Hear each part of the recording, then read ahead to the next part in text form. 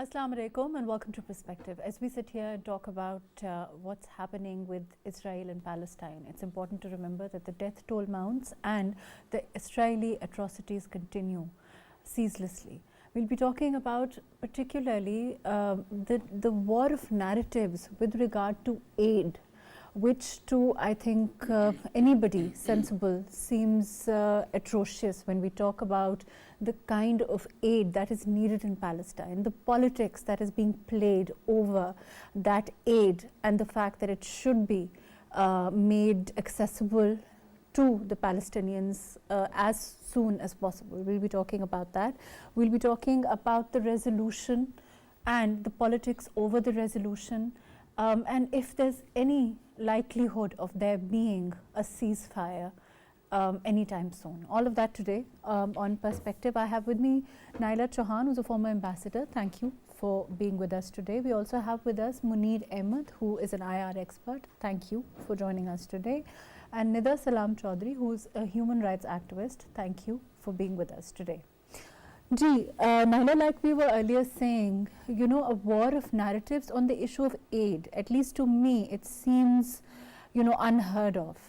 We are looking at what the Israelis are saying and what the actual situation is with regard to the aid being available to those in need in Palestine. And that number mounts even as we speak. What is your overall assessment of the situation? Well, Mehrun, I think it's just not simply a war of narratives. There are political objectives behind. Okay. So what seems to be a question of commas and full stops in sentences, it is political agendas quoted in those words. So we have to look at all these amendments that are being talked about in the United Nations right now very carefully. Currently the resolution which is under consideration is by UAE. And USA is also under pressure. They cannot keep on exercising veto. So they are also keen that a resolution should be adopted. Okay. But they do not want to compromise on their agenda as far as Israel is concerned. So they would not want Israel to be mentioned in the resolution. And then the whole politics, as I see it, is on, we had spoken earlier on the invocation of Article 99 by the Secretary General, right, after which this resolution was adopted. And it would call for, because as you know, UNGA resolutions are not mandatory. Yes. But this specific resolution after invocation of Article 99 is implementable. Okay. Either through sanction or through troops on the ground to facilitate aid. Israel doesn't want UN troops to be there to facilitate aid. And USA is supporting that.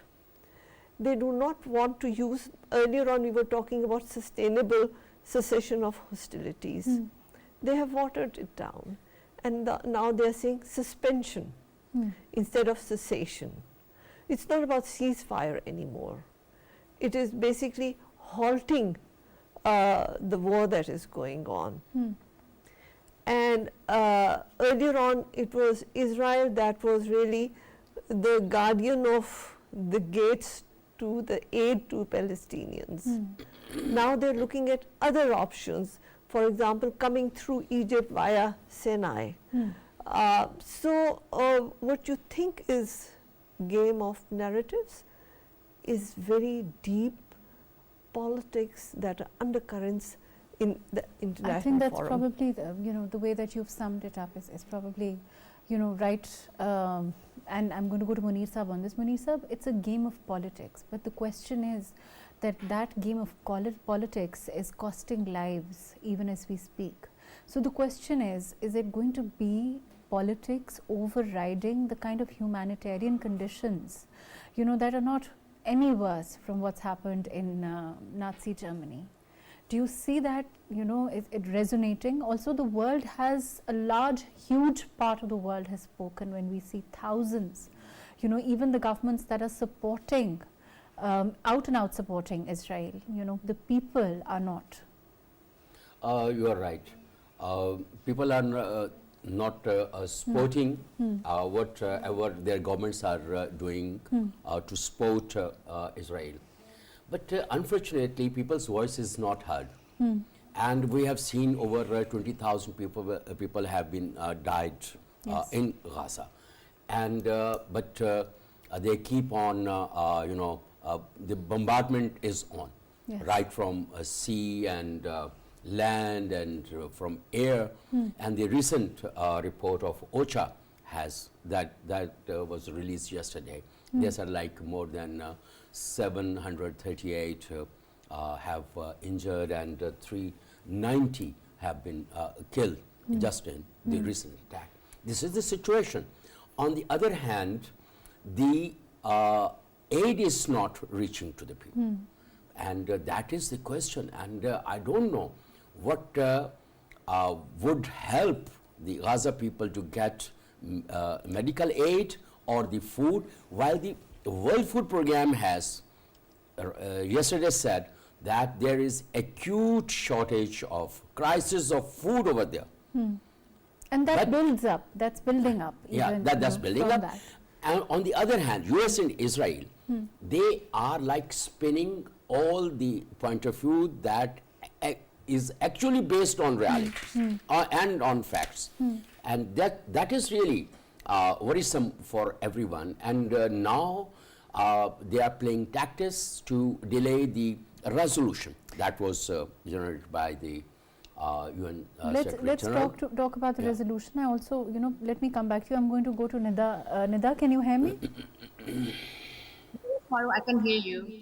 Nida, there's also, what is being called as, gate control as far as Israel is concerned. Is there, in your opinion, of course, there's little doubt that there's a lot of truth to the kind of gate control that Israel is exercising over the provision of aid to the Palestinians.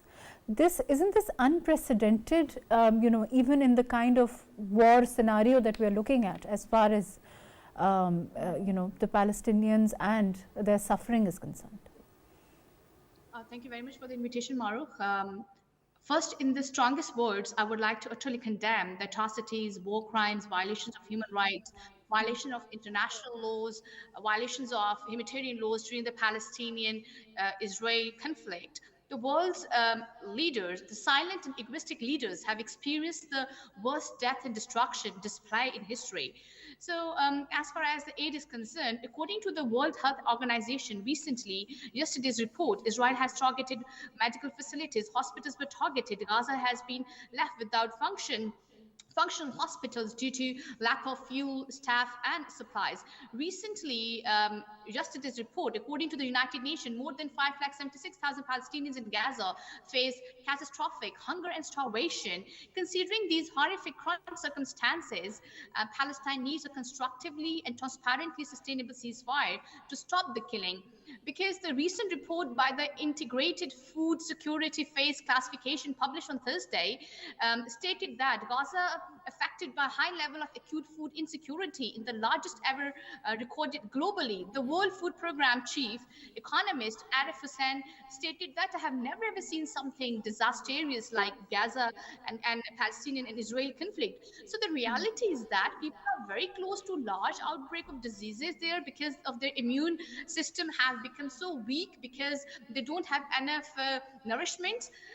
So we have seen the impact of Israel-Palestinian conflict out of that states as well and impacting the world at larger scale. Because recently in the United States, the Council on American Islamic Relations and Muslim Civil Rights Group stated that they have received 2,171 complaints of Islamophobia and anti-Arab since 7th October of Israel-Palestinian conflict. So according to the British police yesterday, hate crimes are increased 140% as compared to the last year, the United Kingdom Anti-Islamophobia organization stated that Islamophobia and anti-Arab racism are out of control, and we have not seen that in the last 10 years, because the last large wave of Islamophobia was during the US president's era, Bush and Donald Trump announcement in December 2015 of the ban on visitors from the Muslim majority nations. So there's no doubt the Palestinians are suffering today, but their suffering, people across the globe, especially from a Muslim community, are suffering too. Fair enough. Let me come back to you, Naela. There's also, as far as the New York Times earlier reported that, as far as bombs are concerned, one of the biggest and most destructive bombs was used in southern Gaza, in area that had been marked safe for civilians. When these kind of tactics are being used, is it just, one wonders, is it about eliminating the population completely? What is it for Israel then? Because there's clearly no consideration, even in war. There are certain rules, there are certain norms that are being flouted left, right and center. You're very right that the atrocities that are being committed are unprecedented. This 2,000-pound bombs, even United States didn't use it, but Israel is using it. But then it is Netanyahu's agenda, because they're also nearing their elections. Okay.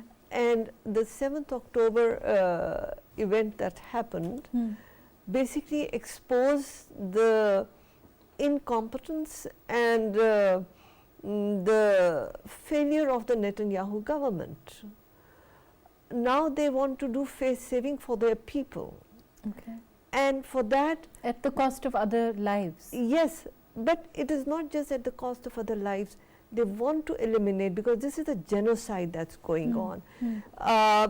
Netanyahu has always spoken of greater Israel, and they keep on expanding. And their modus operandi is that first they bring their forces who eliminate the local population, and then they have these violent settlers who follow the soldiers and start taking over to settle there, which becomes then Israeli occupation.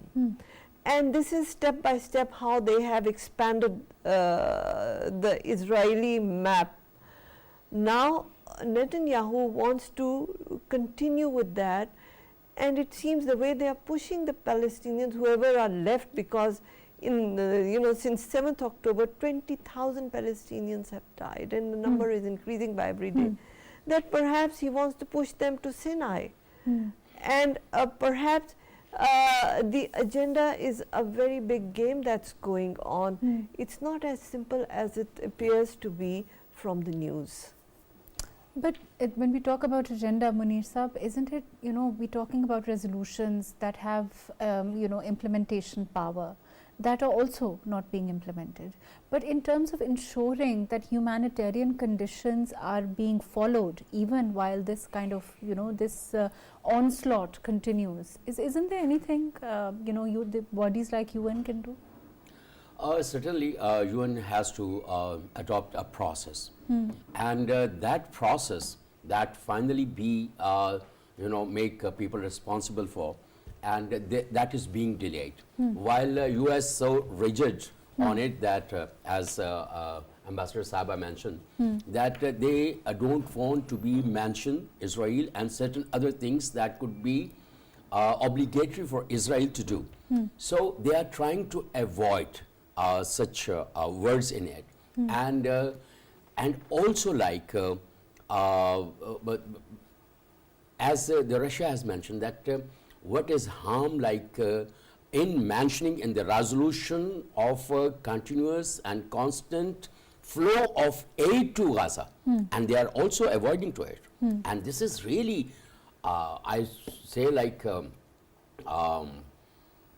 very like surprising that the champion of human rights, the United States, is avoiding.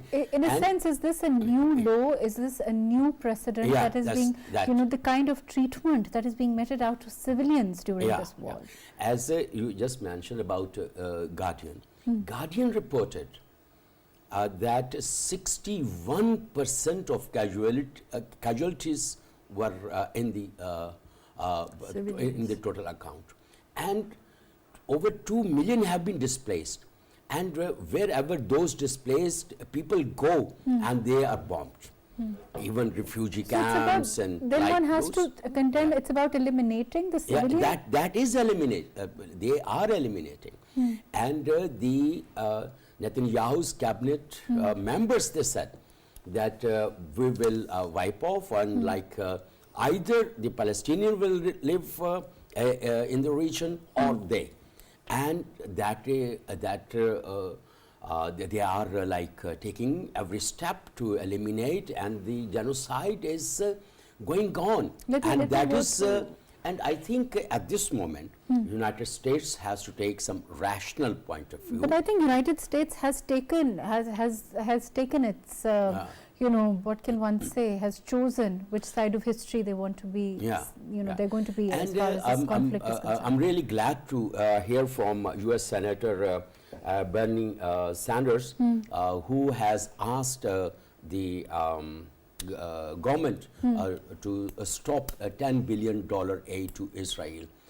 And I don't know, there are many rational people are in the... That's what I'm saying, that there are rational voices. There are rational voices. But they're not being heard. But as they far are as not the being US, heard. because it seems that what their public wants, what those rational voices are saying is not important. You know, it is the government. It is the stance, what suits them. Politics over human, the Biden government, mankind or humanity. Yeah, the Biden government is really at this moment is totally irrational, and but they are just trying to take every step that could materialize the greater Israel. And in the next steps, they have planned to take over the land from other neighboring countries. And they know, the neighboring countries know that what would be happen afterwards. And they are trying to put up their concerns, raising voice. But unfortunately, even the veto powers have made UN Security Council as totally a failure at the moment. Their resolutions, their point of view, their sessions, they are being delayed. Let me go to Nida on this. Nida, I want your opinion on, you know, the role of the ICJ as far as, you know, a conflict like Gaza and, you know, the situation there is concerned. Do you think that there's any chance that we can have something effective from there? As far as International Court of Justice is concerned, Maruch, I think for that, again, the allies of Israel and the world leaders, their role plays a very important role. Obviously, according to the international law, international criminal law, actually, whatever Israel is doing, it falls under the ambit of criminality. So when the United Nations informed the world leaders, from Rishi Sunak to Biden and Macron to Trudeau, about the depth of the horrific atrocities, the Biden, Sunak, and Caravan Company did not listen. They intentionally ignored and assured Netanyahu permanent license to kill many Palestinians as he wants to. So where was their moral compass at that time? As today, Sunak is saying too many civilian lives have been lost. Trudeau can help. It will require the will to help, the way he did back in the days, if we consider the Syrian conflict, Ukrainian conflict, and he opened the borders and accepted the refugees from that part of the world. So United Nations resolutions and international laws are still there. But again, we have already seen the doctrines of veto in the United Nations and the world allies and their leaders' behavior and attitude when it comes to Palestinians and Israeli conflict. So as far as the Trudeau is concerned, it required Trudeau to push back against the noxious naysayers who will denounce him for doing the right thing at the right time. Because in 2015, during Christmas, he opened the borders for the refugees from Syria, and recently we have seen the Ukrainian conflict and all that. Let me come back to you. Naela, what about, you know, one of the things as far as the ICJ is concerned, the role, certainly UN and ICJ don't seem to be working. But this statement that Nida is talking about from Rishi Sunak, for example, do you feel that, you know, now perhaps maybe, you know, there's a difference, maybe a dent or a small dent, you know, somewhere where we see this concern what can one call it, for the loss of civilian lives by prime ministers like Rishi Sunak? Well, firstly, maybe it could be, do you think? I mean, let me clarify. Could it be pressure because of, what the people of his country clearly seem to be saying when they protest in thousands outside? There are two different things that you have mentioned, so allow me to comment on both. I would not say UN is not working. Okay. UN is working. And a large number of member countries are condemning it. Okay. And hectic negotiations are going on. That is as far as UN is concerned. ICJ, both parties have to go to ICJ. It cannot be unilateral. And for that you need the consent of both parties, which is not possible at this moment. Yes. So ICJ can only work when both parties are agreeable to be judged by ICJ. There are many countries who are now calling for the war crime tribunal to examine the atrocities that are being committed by Israel. But that will only happen once the war ends, because atrocities are growing by every day. So until it ends, the criminal court would not, be able to complete its investigation on it. That is another point. As far as the British Prime Minister is concerned, UK was one of the countries that abstained on the resolution. So no matter what you say, if in the UN your words are not supported by your actions, right, then I would not be that sure of what is the intention. So in terms of the countries that are supporting the Palestinian cause, do you think that they are going to be able to, because at the end of the day when we talk about what's happening, it seems to be all about politics, and it seems to be so many thousands of people at the mercy of those politics. Whether it's simplistic or not, the question is that is the countries supporting Palestine, are they going to be able to pressurize the one country that matters in this? They are pressurizing at this moment. The negotiations are also going on, and it seems that the United States permanent representative to UN has also given indication that they are now looking at the resolution in a positive way. Okay. But the criticism was that it has been so watered down that would it really mean anything? And she rejected that, and she said, no, this is a very strong resolution. As far as US was concerned, it was still a very strong resolution. The diplomatic effort is continuing, and it will come to, because you see Netanyahu also has a deadline, because by January he has to have achieved certain results without which he cannot go into elections. Which means that exchange of hostages would also be an important issue. And on that, earlier on Hamas had agreed, but now they are saying that until complete ceasefire we are not going to talk about hostages. So that makes Netanyahu hostage to his own politics. Exactly. Because his own people are now condemning the current Israeli government for its actions, which puts Mr. Netanyahu in a very difficult situation. So now there are deadlines, because Biden also is ready for elections. So now there is a countdown on how long can they drag this. And the popularity of what Israel is doing, as far as the US itself, the public itself is concerned. Yes, people don't support. Yes. The world doesn't support the civilian torture, the civilian killing, the civilian brutality. You're right. And the people don't support this either. We've seen the kind of protests in New York, in Washington. We've seen the protests in London. We've seen, it's the politics aside. Can they afford to take this kind of pressure, like you are saying, with the closer they get to the elections, like Naela is saying, there's a countdown? This is countdown, and if you go for any poll, and you would see the Biden government and the British government, the ruling party's popularity has gone down. They are trying to make it, but unfortunately, the loss has done too much, and to recover would be really a very difficult task for both the parties in the ruling parties in the United States and the UK. So that is the case. And just if I refer to Linda Thomas' statement that she said yesterday, that they are going to support aid to Gaza, and but the words of the resolution are too harsh, or like it should be, you know, much, you know, it should be softened.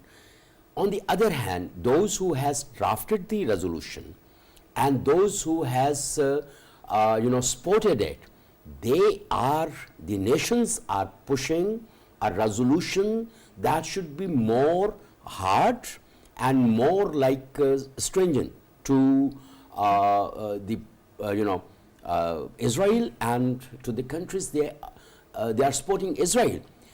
But unfortunately, at this moment, they are just spinning the words just to camouflage their own strategic interventions to support Greater Israel, and also they have to, you know, under the pressure they are getting from their own people, and that is actually at the moment. But unfortunately, those but who are what supporting. next? I want to ask Nida this also. What next for the Palestinian people? You know, in terms of even the countries that are supporting them, how, you know, what do they do next? Is it just diplomatic pressure that has to keep on building up? What is it other than that? I believe, like at this moment, this resolution has to, the nations have to go through it. And of course, they cannot compromise on the words they have written in it. On the other hand, the United States is trying to dilute all the pressure that this resolution would, and they are delaying it. And hopefully, when there will be Friday in the UN Assembly, means like next day, and this would be taken in the UN General Assembly for voting. UN Security Council. The role that Antonio Guterres has played in this is certainly, you know, one has to appreciate his overall, and you know, like Naela said, that UN is working. Yeah. But the question is how soon for the people that are dying every day. As I mentioned, UN is a democratic process, and they have to go through, you know, And the process, and that is done. Democratic, but also, you know, there are those that are more powerful than others. So, you know, that reality is right there also. Nida, you know, your opinion on this as far as what's next for those that support Palestine? All right, Maruf, I strongly believe that the international community, and particularly Israel's allies, including EU member states, US, and the Great Britain, should take concrete measures to protect Gaza civilians and population from unlawful attacks, impose a comprehensive embargo on all parties to conflict. Besides that, refrain from any statement or action would even indirectly legitimize Israel crime and violations in Gaza, pressure to Israel to lift its illegal 16 years blockade of the Gaza Strip, ensure the International Criminal Court ongoing investigation into the situation. So these are the resolutions, and obviously United Nations is definitely playing her part there, but unfortunately I think it's very slow. As you know, 2023 is nearly ending, and in Gaza, what happened to children, weak children, innocent children, and weak women. So with ending 2023, a whole population not only suffered, even diminished and disappeared from planet Earth. Right, fair enough. Naela, as far as, you know, we talked about public support, we talked about people coming out. In terms of boycott that we've also seen, you know, calls for boycotting businesses that are Israeli owned, how effective is it in your opinion? I think this boycott against the Israeli products is coming up very strong. Okay. Because as you know, the cliche goes that Jews are very particular about money. Hmm. So when money is stopped, that affects them. And there have been massive boycotts, not just in one country, but universally, all over the world. You can see boycotts against their products. That would definitely harm Netanyahu more.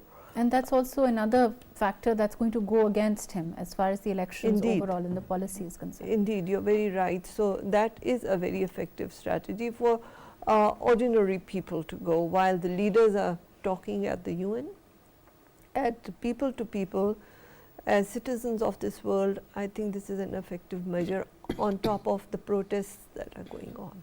And the protests also, I think, for us as just on a human level, for those to continue happening, it's extremely important so that itself the cause does not die down. And I think we've seen calls for that on social media also. You're right, the momentum is very important, that you keep the momentum going and not to give up.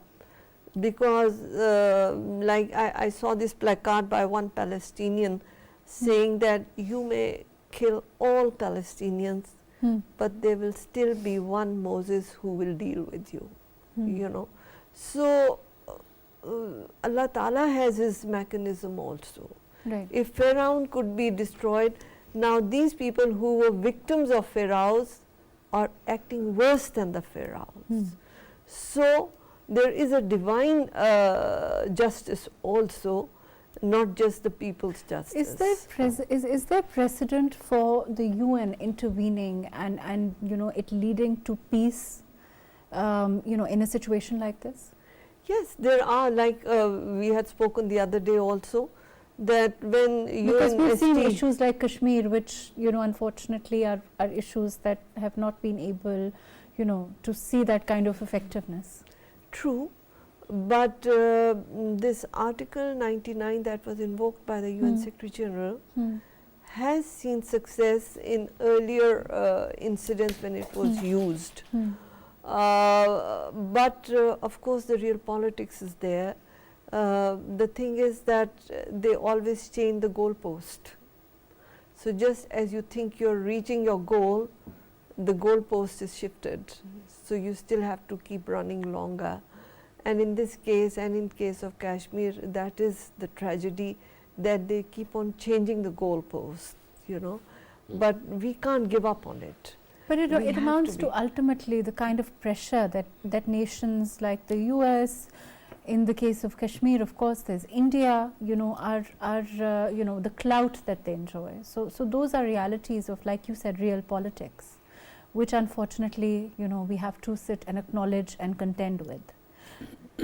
But we can't just accept it. We have to keep, resisting it. And India is also not in a very comfortable situation. You saw the other day, Modi, I think, expelled or suspended 140 parliamentarians. Yes. But in Palestine also, USA had to come down to compromise. And that is why now they are willing to, work with the international community on having the resolution, because they also cannot keep on exercising the right to veto. It blemishes them further. And then Biden government is also under pressure, because the people of the United States have stood up against this blind support to atrocities.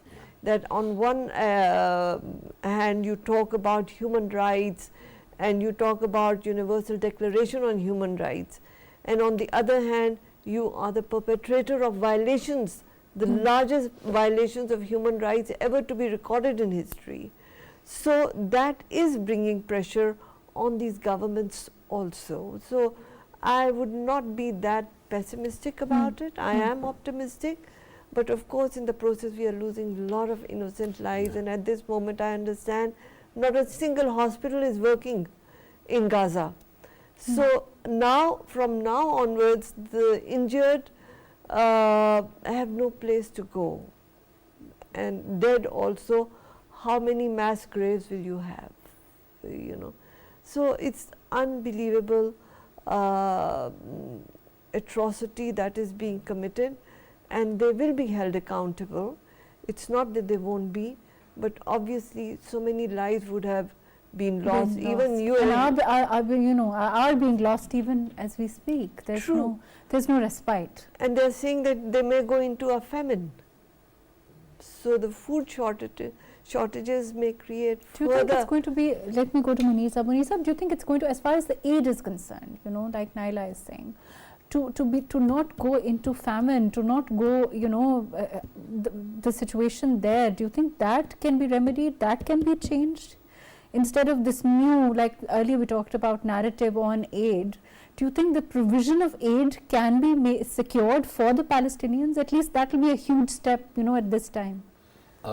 As Bare minimum. as the U.S. ambassador to United Nations said that, Linda Thomas, I just quoted that they would support aid to Gaza. But I really don't see such kind of, they are just words, and Right. we don't see any such actions. As Ambassador Naela mentioned, there is no hospital working.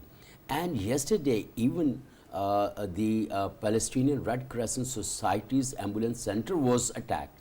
And they have taken all the paramedics with them, and the ambulances were destroyed and made the patients and those hostages. We don't see actions, and certainly we cannot, trust anymore the words they say that they would allow any, Aid to pass aid through to for there to Palestine. On be- the other hand, as I Okay. mentioned, that World Food Program has already mentioned that the Palestine is at the acute food crisis. Acute food crisis means like there is nothing left over there. And like, of course, like in such a devastated region or a place, if nothing comes from other sources, there will be a famine. But they don't have medicines, they don't have food to eat, they don't have water. What about to the use. UN on the provision of aid? UN is working on it, as I mentioned, that World Food Program, OCHA and other agencies. But when they cease fire, there would be a pause in the firing. They would be, allowed to go over there. Otherwise, like they cannot enter into the strip where bombardment from sea, land, and air are. So they cannot enter during the bombardment. But there is no pause in the bombardment, and of course there are. But those who want to enter to the strip, Israelis control them. They have taken control of the gates on the passage that could reach to the suffering people with AIDS, or for even the medicines and the water. Such kind of situation is there. Nida, your quick comments. Unfortunately, we're out of time. The conflict should allow and facilitate the flow of humanitarian aid to Gaza through land, sea, and air route. This includes prompt implementation of the opening of the Karim Abu Salim border crossing and called Karim Chalam in Herbiu. Actually, states that are not party to the conflict should be welcome to permit free passage of humanitarian relief. This particularly refers to the Egypt and the coordination of its borders crossing with the Gaza at the southern Gaza city of Rafah. The United Nations should exclusively monitor all aid that enters through these routes. Thank you. Fair enough. Thank you so much for being with us. Naela Chohan, thank you for joining us. Munir Ahmed Saab, thank you for being with us. Nida Salam Chaudhry, thank you for joining us. Words fail as we talk about what's happening in Gaza at this time, the death toll that continues to mount, and now, of course, we've seen the politics over the provision of aid also. There is really no law that we will see happen as far as those suffering in Gaza are concerned. The women, the children that continue to die. We can only hope and pray that there will be results soon, that the kind of pressure that is mounting will continue in all shapes and forms, so that those that are responsible for this kind of brutality and their allies can budge from this inhumane stance that is being taken. Thank you so much for joining us today on Press Club.